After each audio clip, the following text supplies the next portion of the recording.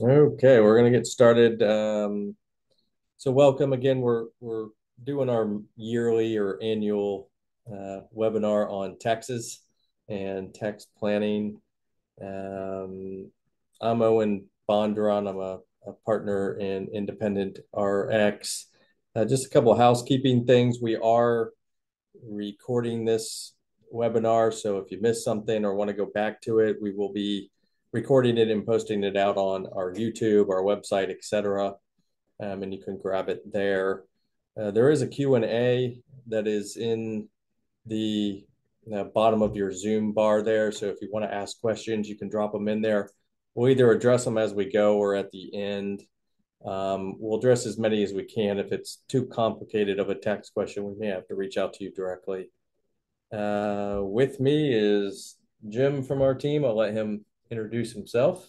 I am Jim Sunderland. I'm the director of accounting and tax here at IRX. I've been here for 4 years. My background is I started right out of college at going to age myself here, big eight firm, which is now a big four firm, PricewaterhouseCoopers. And I've worked at in various industries and companies throughout my career.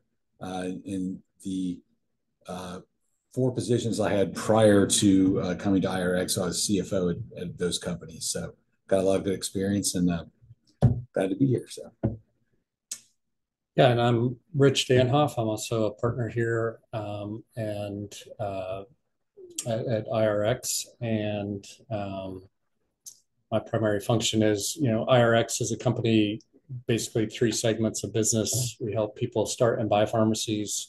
We help people with accounting and tax and ongoing support, and we help people sell pharmacies. And so Jim and I work in the ongoing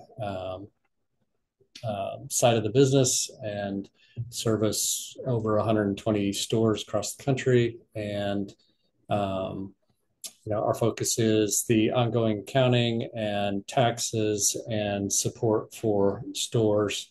My background is I was with PwC back with Jim a long time ago, and then about 18 years ago, I left the big corporate world and got into pharmacy ownership and joined Owen's dad and Tim Clark, and had about 8 stores here in Ohio, and we grew that to well into the teens. We had some sales. We had a lot of uh, transactional business. We bought stores, we sold stores, we built stores from scratch. So that's where I learned the business of pharmacy, and so for the last 18 years, I've been heavily involved in the world of pharmacy. And we started IRX from that business about 7-8 years ago. Owen really started it through helping people start and buy pharmacies across the country, and have completed 150 plus transactions, maybe 200 by now, across the United States. And a lot of them come on to become our clients as on the ongoing support side. So that's kind of who we are and where we came from. Again, we're operators that kind of got into the business of accounting and tax from the side of ownership. But our primary business now is supporting pharmacies instead of owning pharmacies. We still do have a couple pharmacies that we own, closed door long-term care, and a hybrid compounding store. Yeah, yeah. So that's great. And again, our goal here is just to talk about some taxes and tax planning. I think we find that a lot of people who come to us aren't really doing much tax planning. So our first subject is probably just to start on, why should you tax plan? What does that even mean? I don't know, Jim, if you want to yeah, provide some thoughts there. yeah. I mean, why do it in the first place, right? It's like, the big thing is that you kind of want to see where you are during the year, what your current status is, and try and look at where you think you could end up for the year, profit wise. When you have a good idea of where that is, then there's some deductions that usually a lot of times are available to you that you can make a decision on, when you're going to take those if they're under your control, and you can make the decisions then about what's the best time to take those. So when you're looking at doing tax planning, then you want to see here's where we are, and then here's some deductions we can take, so you know what the income is going to be, and then what the effect of that's going to be. You can really look at it to defer or save taxes, and really look at future cash needs as well. Yeah, I mean, I just, like Owen said, a lot of times, in small business, everything is a rush, and all of a sudden you're at year end, and all of a sudden you're just handing your information over to your accountant or tax guy in February, March, and there's not much you can do at that point, right? So the timing on, figuring out throughout the year where you think the numbers are going to fall, and trying to be in position that if there are options available to you, that you can take advantage of those before you get to year end, and things kind of get locked in at that point. Which is why we usually start, here at IRX, we try to go through September if we can. Sometimes we can't always get through that time period before we try to do a projection for the end of the year. But sometime in that August, September timeframe, to give us an idea of, here's where our income is through this time period. Now we're going to use that information to say, okay, what are we going to do here in the last quarter? And it's not only just looking at, well, we did this for 3 quarters, so we're going to do the same thing with the fourth quarter. It doesn't always work that way, but we use that information plus talking with, our clients to say, what else is going to happen here? What do we need to take into account to kind of figure out where we're going to end up? That's also one of the things of tax planning that kind of rolls, into that is when you finish the prior year, if you've made money, then you're looking at, well, what kind of tax estimates do we need to make? And typically, to be safe, you'd make quarterly estimates then based on the income you have. And, that's kind of a tax planning thing too, because, to be safe, you want to make those estimates to, reach by the end of January, which would be the last estimate. You have to make estimates in April, June, September, and January. And by that time, you want to have, to be safe, 100% of what your tax liability was in the prior year. If you made $150,000 or more, you actually had to have 110% paid in, either through withholdings or estimates. So that's really kind of beginning of the tax planning process. And, so even though we take a line in the sand here and project it where we're going to be at the end of the year, you're looking at it all year, and it's something you do really want to consider as you go. I think something else you really want to look at is, we can talk about the type of entity that you potentially could have, right?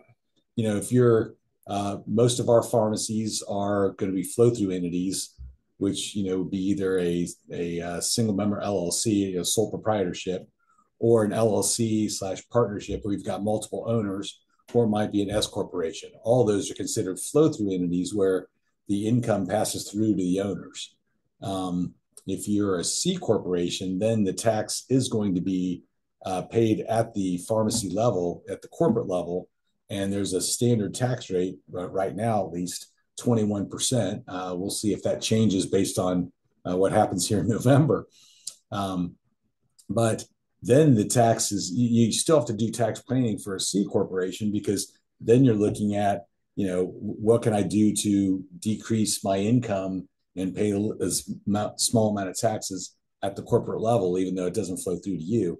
Then your own personal tax planning, you're going to be looking at W-2 wages, any distributions you got from the C corporation, which would be taxed at dividend or capital gains rates, and any other income you have. But it's a little bit different at the C corp because it doesn't flow through to you, and you pay the tax at that corporate level. Yeah, it's definitely a different strategy if you've got a C corp. But at this point, most pharmacies aren't under C corps, but there are still some. And in certain circumstances, it's a tax advantage to do so. It's just harder to get the money because you get that double taxation, right? So it is taxed at the entity level, at the corporate level, at 21%. And then you turn around, and if you take a distribution from a C corp, you're paying that second tax. So you're paying distribution taxes for the dividends. So, there is certainly a strategy around the C corps. Most of what we see and most of our clients are either S corps, or they are a partnership or a single member LLC. and there's differences there as well, right? So about to ask. the key Yeah. with and one of the crazy things that nobody totally understands why, but as an LLC or a partnership, if you are an owner in an LLC or a partnership, technically you cannot be on W-2 wages, right? And so that causes complications and some potentially tax disadvantage, because there are some advantages to being an LLC when you first start out. But if you are making, if your store is profitable, it's probably not the best position to be in, is to be a single member LLC. But if you cannot be on W-2 wages, that means you're taking distributions or guaranteed payments, and that you're having to make estimated payments on those earnings as well as the earnings of the company itself. Yes, and one of the things too you were alluding to is that under that scenario, being an LLC, you're responsible for the payroll taxes. In a corporation, when you're making wages, you're having a withholding for your portion of the payroll taxes, and the company pays the corporate side of the employer share of the payroll taxes. When you're in an LLC situation, you end up paying both of those. So right away, it's a 15% tax on your earnings up to certain maximums. There's the payroll tax is split into Social Security and FICA, or FICA and Medicare, I should say, and there's different rates with that. But you're responsible for all those. So but you're making money, a lot of taxes you have to worry about. And that all goes into the estimates that you have to make. So under an S Corp, it's a little simpler, right? Because you're typically a W-2 wage. So you set up your tax withholdings and so forth. And so all those are withheld throughout the year. The Social Security are withheld throughout the year. And so you're not having to worry about that portion of your income being subject to estimated payments. And it's only going to be the additional earnings of the company on top of, after all expenses, that would be added to your personal income. And that's only taxed at ordinary. Yeah, and that additive piece is not subject to payroll tax. Right. And hence, that's the big catch when you're making money, is that the earnings of the S Corp, after all expenses paid, are not subject to those payroll taxes. Whereas an LLC, all earnings of the company are subject to payroll taxes. Right. Right. And so when we talk about with these flow through entities, we talked about, well, let me go back. On the C Corp, there's one tax rate, 21%. But on these flow through entities, it all flows through to the personal tax rates. And there's 7 different tax brackets starting at 10 and 12% and going all the way up to 35, 37%. So that's where you've got that variation there. And there's different, what we call tax brackets. So the first so much income, which, like for 2024, it's about $11,600 or $23,200 for married filing jointly. It's taxed at 10%. Then it goes up to about $47,000 or $94,000, whether it's single or married filing jointly, for the next bracket. So everything in between there then is taxed at the next rate, which is 12%. So it's a progressive tax structure. And the more you make, of course, your prevailing tax rate is higher. But you do get the benefit of, the lower income is taxed at that rate first, and the next set is taxed at that rate. If you would look at making $100,000 as a single person, the tax would end up being about $17,000. You'd be in the prevailing rate at 22%, but the actual tax is 17 because you're getting the benefit of those lower brackets. On a married filing jointly, if you had $100,000, the tax is about $12,000. So you see the lower rates or more income at the lower rates that kind of shows that variation. So it ends up being 12% for married filing jointly versus single married filings or single rates being 17,000. So go ahead. Sorry, Jim. No, I was just going to say we joke around, about, people don't want to pay taxes. Well, that usually means you're not making any money either. So we want our clients to pay taxes because that means that they are making money, but we want to find ways to reduce and reallocate when they pay those taxes, right? So, if we can get you paying taxes in those lower tax brackets, that's an efficient use of because at some point you're probably going to have to pay the tax if you're going to make money over time. And a lot of the tax strategies are actually more timing difference than permanent difference. There's not a lot of deductions or credits or that actually totally eliminate a tax. It's usually, hey, we can take, instead of paying the tax today, we can push it down the road and pay the tax later. And so keep the dollars and the cash flow in our pocket to use for the business today. But at some point, it catches up to you. It might not catch up to you all the way until you sell the store at the end of the road. But at some point, it usually is a timing difference, right? And so having a tax strategy, part of the tax strategy is to pay taxes in those lower brackets and to not have big swings where you pay no taxes and then you pay a bunch of taxes at the higher rates, right? Right, right.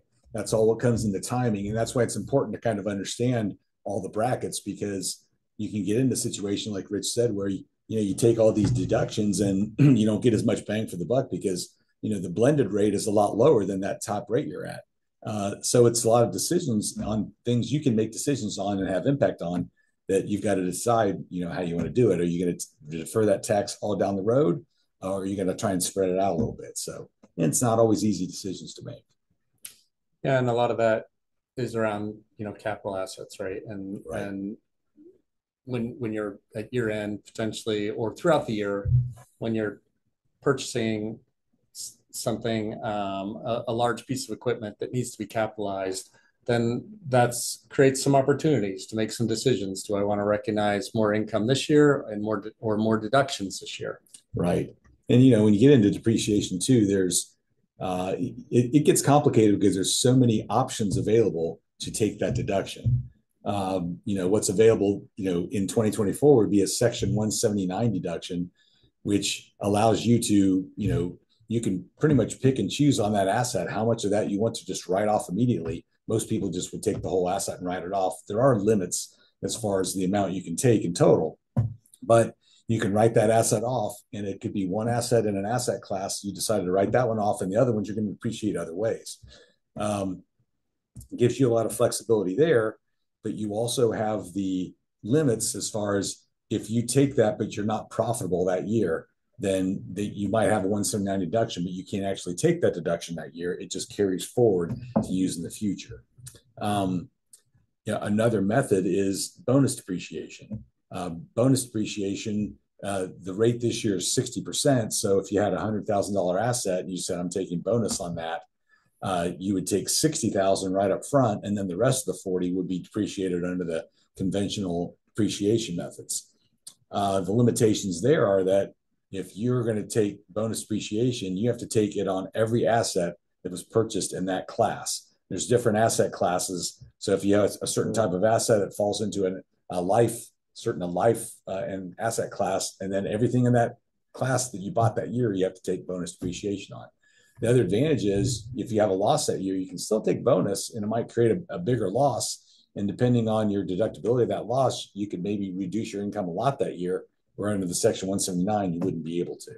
Yeah, examples of that. A couple of years back, we had our Parada machine had an end of life, and so we had to buy a Parada.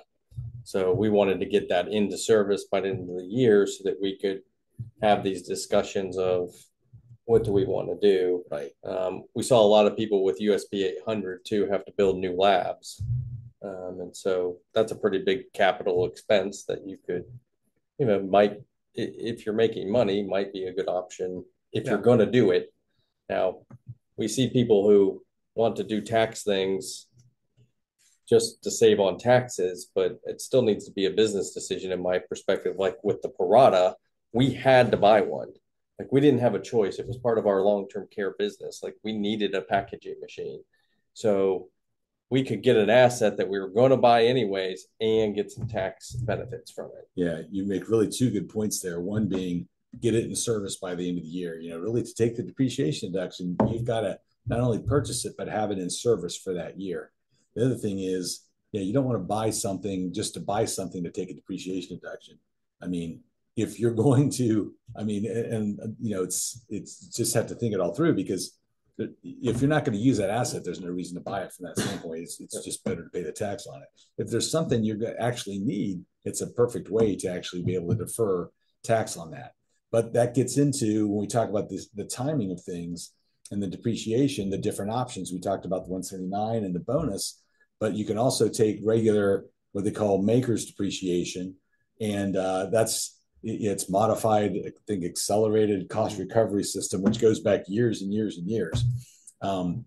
But based on the asset life, you can spread that out over that life. So if it's a 5-year asset, you really take that depreciation over a 6-year period, because it's, half year in the first year, then 4 years, and then half a year at the end. And it's based on an accelerated depreciation. So it typically takes most of the depreciation up front, and then at the end of the life, it's a lot lower. You can opt for straight line as well, where you would just spread it out over the whole, life of the asset. But the benefit to that is, as Rich was alluding to before, you can spread that out. And in future years, when you're going to be in the higher tax brackets, you get that deduction at the higher tax bracket. You get more bang for the buck for that depreciation deduction. Even though it's very easy and, people want to do this a lot, they make a lot of money in a certain year, they have a lot of fixed assets, and let's write these all off. It does, right? Take your income down a lot lower that year, and then you don't pay a lot of tax.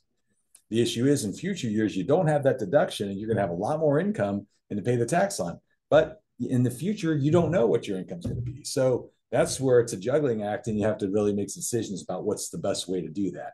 When you take the big deduction 1 year, you defer the tax that year, but you're not getting a lot of bang for that buck, so to speak, because you're taking your income down to those lower tax rates. Yeah, if you had a $200,000 product and you had $200,000 profitability, you're eliminating 100% of the tax of the business, right? And right. So the business is paying no tax, but next year you have no future deductions, right? And so if you were straight line over 5 years, you take 40 grand each and every year. And so maybe that 40 grand brings you down into a lower tax bracket each year. And so you're not eliminating the 12% tax bracket and the places where you might actually want to pay taxes on income, because again, at some point, the income of the entity is going to get taxed. Right. It's all timing and deferral, no doubt. Yeah, and I think this is why the whole tax planning, because if you wait, you can't make any of these decisions at all.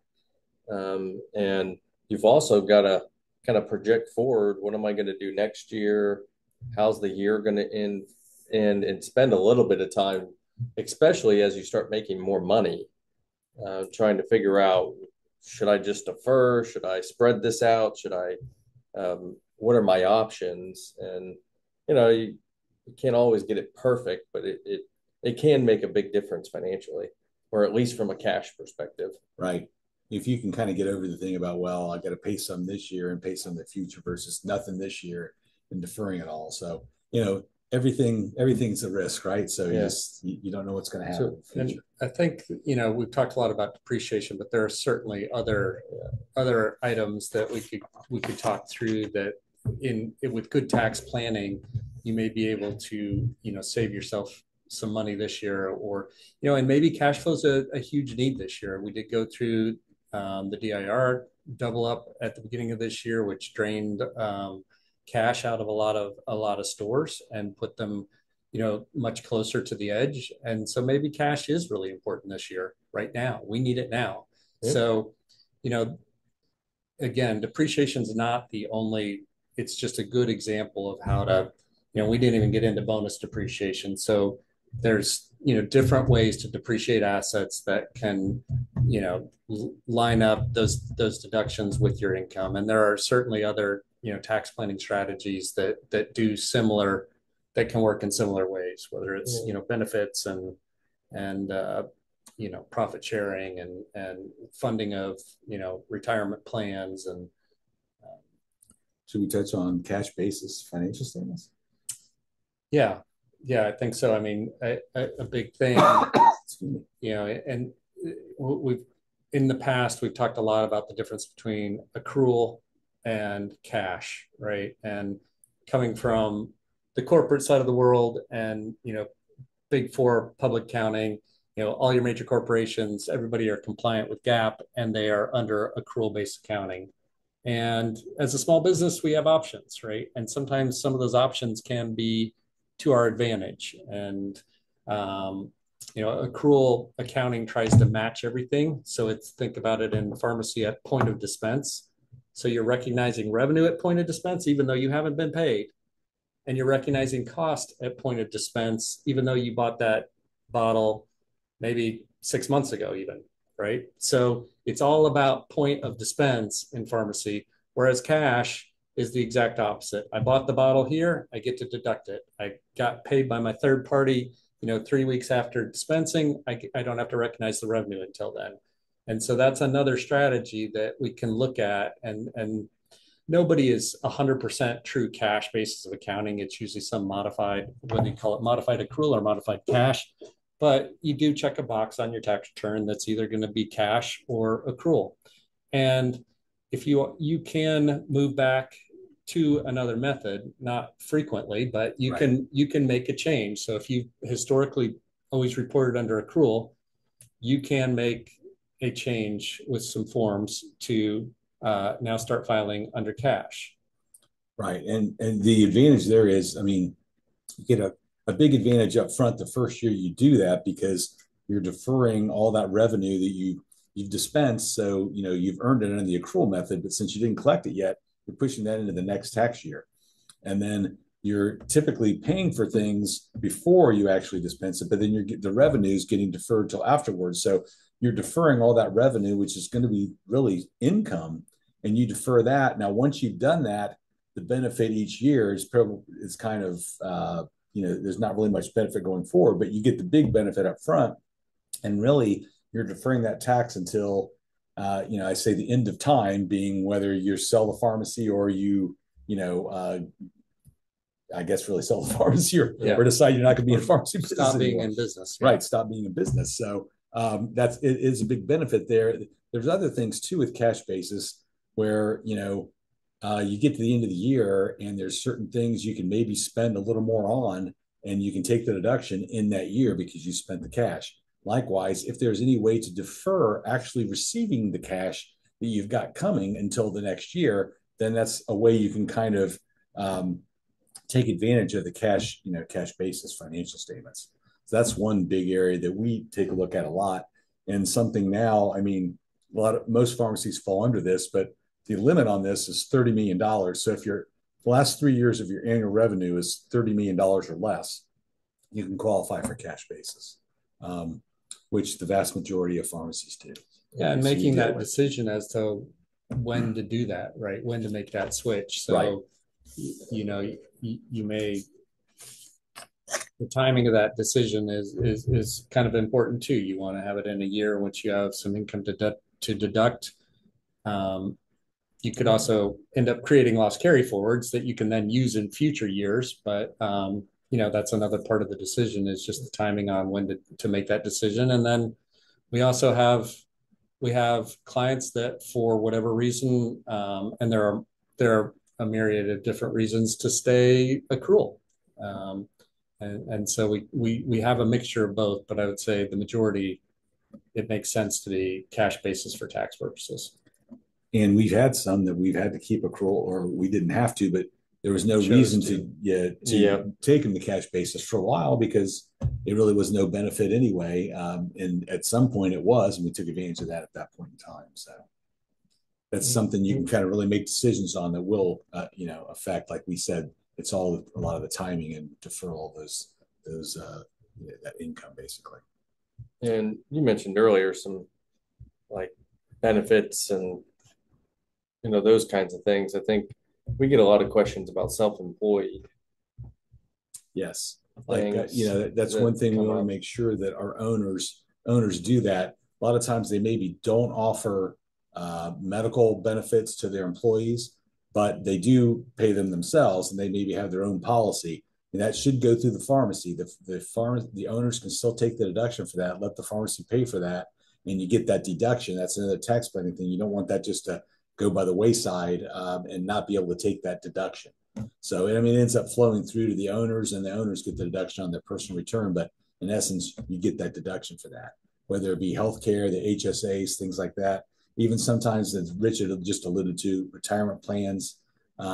There's all things you want to take a look at And you have to see how that affects the whole pharmacy as well, depending on your employees. But take as much advantage of that as you can, especially in the really good years, good earning years. So, yeah, we should take some questions here.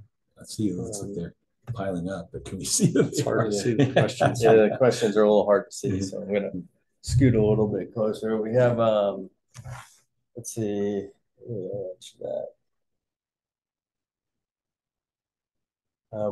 Just a clarification, someone was asking, so an S corp is a flow through and a C corp is not. Correct. That's correct. Okay. An S corp still files, and a partnership, they still file tax returns at the entity level. So there is a tax return due for an S corp and a partnership, but that tax return is informative, right? It's an informational tax return provided to the IRS, and it says, hey, expect to see income reported on these owners' personal incomes. So it's just telling the IRS the performance of the entity and where to expect to see that income, hopefully, or loss show up. It will, and it'll show up in the form of a 10 or of a K1. Of a K1. So it's an informational return, whereas a C corp files an actual C corp return and it pays taxes at the C corp level. Yep. And if you're a sole proprietor, the final piece, and you're or a single member LLC, you're just going to, there is no entity level return that's due on March 15th. There is a Schedule C that's attached to your 1040. Has all the activity of the pharmacy that just again flows through to you, but it's reported on your return that way. But that's only if you are a single member LLC. We do have a question on, and I believe this is with regards to real estate of should you set up different corps and have them pay rent? So set up an LLC that is for the real estate, and then an S corp for, or an LLC tax as an S corp for the pharmacy, and then pay rent back and forth. And that is a common strategy. Commonly done for legal reasons, though, right? To separate liability and to isolate, theoretically, to try to isolate the liability. From a tax standpoint, there can be some tax advantages. Usually, you get into passive income within real estate, and so you got to be careful not to have passive losses on the real estate. So you want to make sure your real estate entity, you can only take passive losses against passive income. So you want to make sure your real estate entity doesn't create losses because it won't be deductible against the normal ordinary income coming off the pharmacy. Yeah, and it is, we see it fairly commonly. It's very common that people will do that, have their separate LLC for real estate and their S corp, and just have the rent go back and forth, and the same owners own both. So, and since you do control that, you can control the rents, right? And so you can control the fact that I don't want to end up with passive losses on the real estate side. So that's something that you do want to also check, and we want to make sure that we don't get in that situation where we've got a trapped loss within the real estate company. But and we also have people come to us that their real estate is owned just directly within the pharmacy, and for the most part, it's fine. We probably don't need to go through the efforts to carve it out and put it into a separate entity. We just got to make sure that we've got a reasonable, strong insurance policy that if we do have a claim, that we're protected. So we usually don't advise unless it's a much larger building with multiple tenants and other things outside. If the pharmacy is the only tenant, the liability is probably going to get crossed over anyway. So if you haven't set up a separate entity, I wouldn't run out and set one up unless you've got multiple tenants. Yeah, I mean, the rest of those questions, whoever was, there's a couple different people asking. If you want to reach out to us and maybe set up a call, we can talk through some of those are a little bit complicated. But I mean, as you can see, I mean, some of this stuff gets a little bit complicated.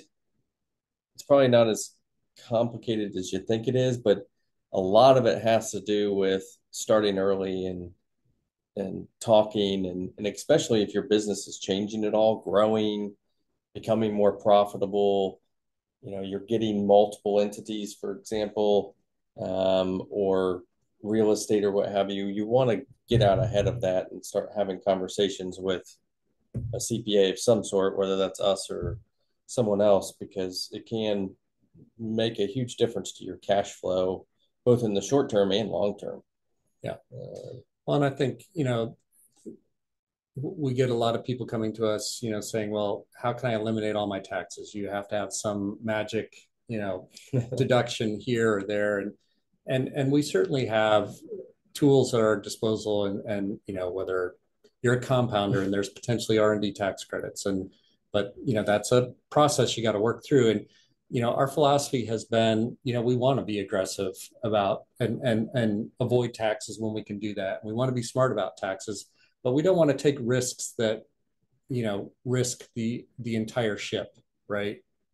It's one thing to take some, and again, there's a lot of gray area in taxation, right? And until it's truly tested and until the IRS comes in an audit, which hopefully doesn't happen, you're not going to know the answer on that, on how they're going to treat that. You can say, here's our defense, here's how our rationalization for doing that.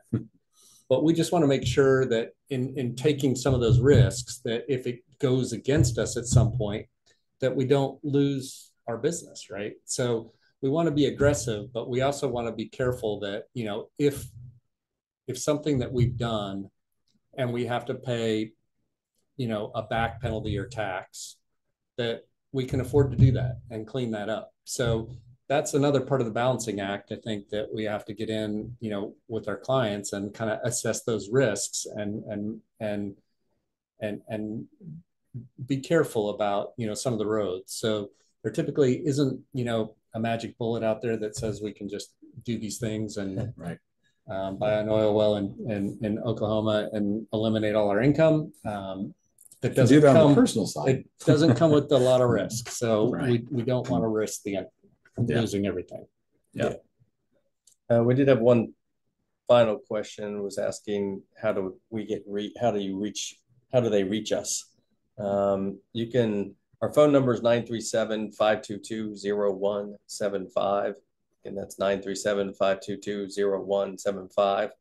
However, the best way to get to us is you go to our website, independentrxconsulting.com. And that's independentrxconsulting.com. You can actually schedule a call with any of us right there on the website. You can see our calendars and actually just book a call. And that website's independentrxconsulting.com. Yep, there's a button up at the top, a red button, and you just click on that, and that will get you through and get you access to our calendars, and we can kind of talk through your specific questions or situation. Yeah, and then tell you about our services as well. So, I mean, I think today we just really wanted it's hard in a half hour or 45 minutes or an hour or whatever we're going to really convey a lot of specifics, but I think, from our side, the importance is there is some level of tax planning that goes on throughout the year, right? And if it's a situation where you're showing up in February and handing stuff to your tax guy and they're putting it together and it's, well, here you go, right? You shouldn't be doing that. And so, for us, like we say, September is kind of a crucial time. And we try to get a quick close on the September books and make sure it's pretty solid and that we can do a decent projection for the remaining fourth quarter. And then if we have steps that need to be taken in those last 3 months of the year, that we have the time and ability to do that, right? And like Owen said, you don't want to do something just for the sake of saving a tax dollar and go spend $100,000 on a piece of automation it's got to have a business purpose, but we want to have time to implement and get it done in a way that we can then take advantage of it before we hit year end.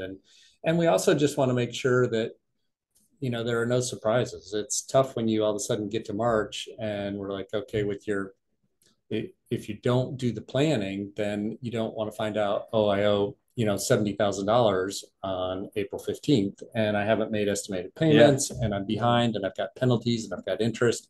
So that tax planning throughout the year, looking at those estimated payments, getting a close and doing a projection in September.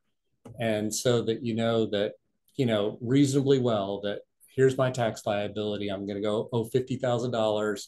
It's going to be due in April, and I got to make sure I have the cash flow to do it. Right. And again, paying some tax does make sense in most cases. It just, if we can keep it at the lower tax rates, and the only way to really not pay tax is to not make money. And so that's usually not a great solution to that problem. So, yeah.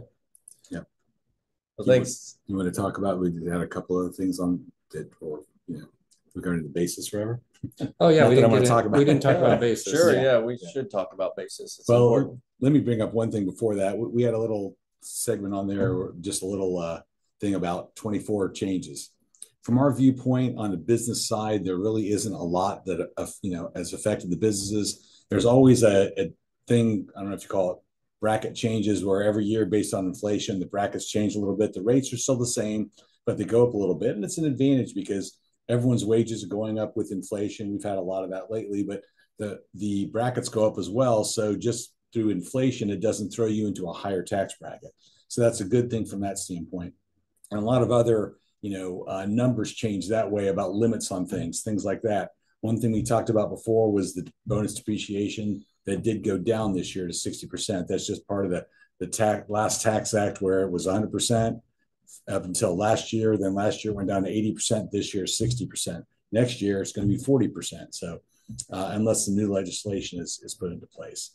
Another item, and I mentioned before, the going to cash basis is now $30 million for the last 3 years annual revenue, and that's crept up. Back before it was 25,000. I think it's gone up now 30 just in over several years. So, but that's really the big changes from that standpoint.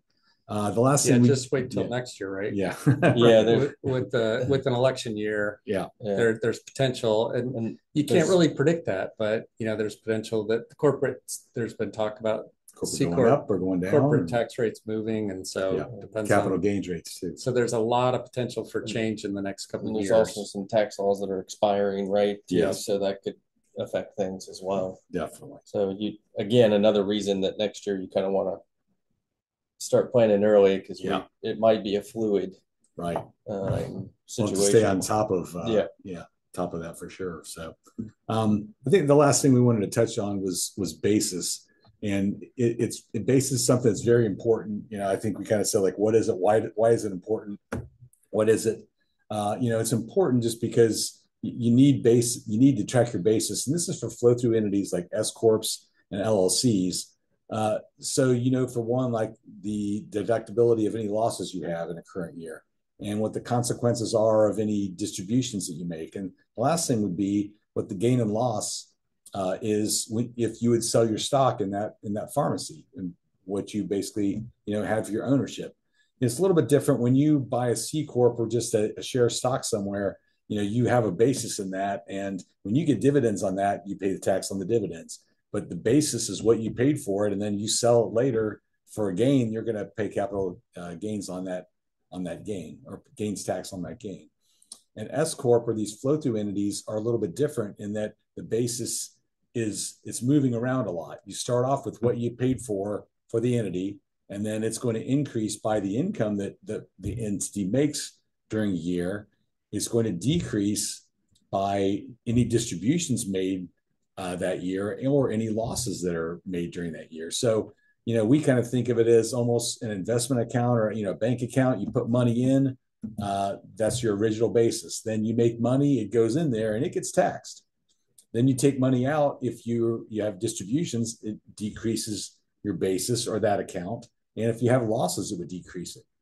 Now, a lot of people always think that, well, hey, I've made a lot of money this year, but I only took out, I made $300,000, but I only took $100,000 out, so I only have to pay tax on the 100.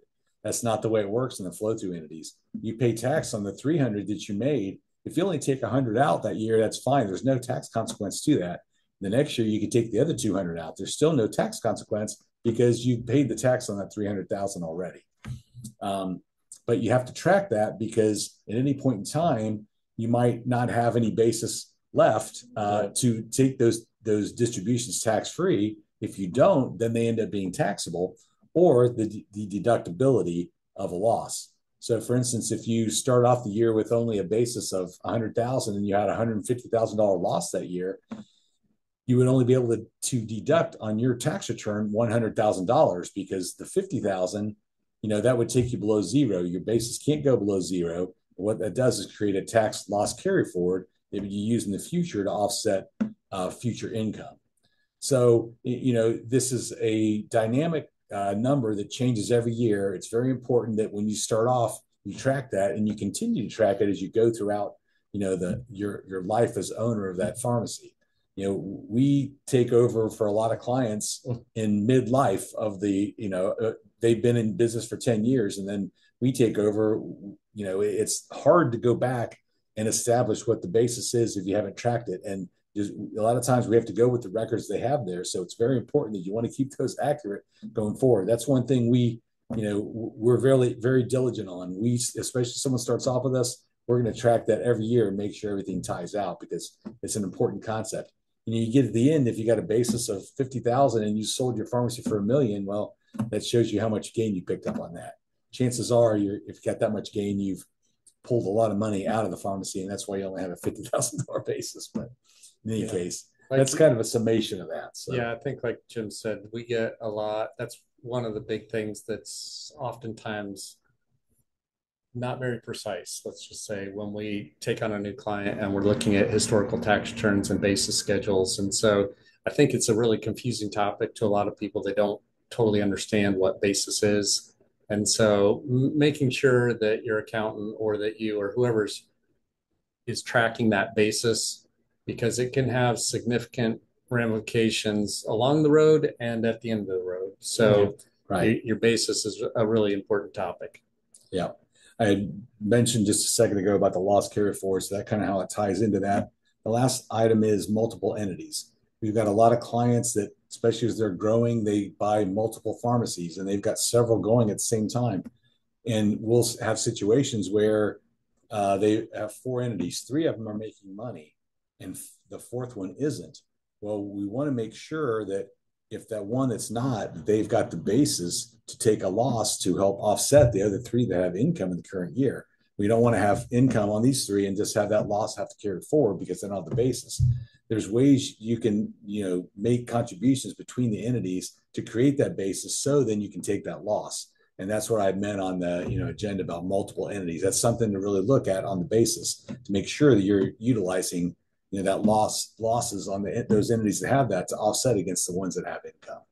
And that's also dependent on, again, having unique entities owning each of the pharmacies individually, as opposed to having a single entity that has multiple pharmacies within it. So if you do have multiple, and a lot of times the attorneys, again, to segregate and to put up walls with the liability, will advise to set up each pharmacy in its own unique entity. And sometimes they may have the exact same ownership across every entity.